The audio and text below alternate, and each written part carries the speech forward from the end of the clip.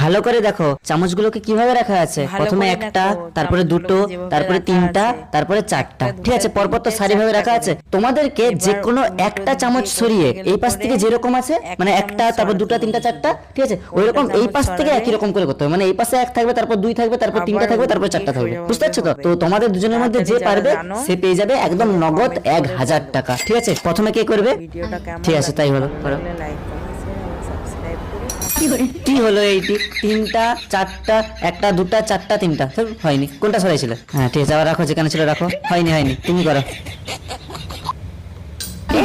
এইটি কি হলো? একটা, তিনটা, দুটা, চারটা, ধুর, হলো কখনো? হ্যাঁ, ওইটা আবার যেখানে ছিল রাখো। উল্টো পাল্টা করে যাচ্ছে। হবে আরেকবার? আচ্ছা, তুমি আরেকবার চেষ্টা করো। হ্যাঁ, একটা, দেখছো, একটা দুটো হবে না, একটা, যে কোনো একটা। যেরকম আছে একটা, দুটো, তিনটা, চারটা, ঠিক আছে, এরকম এই পাশ থেকে হবে একটা, দুটো, তিনটে, চারটা। ঠিক আছে, করো।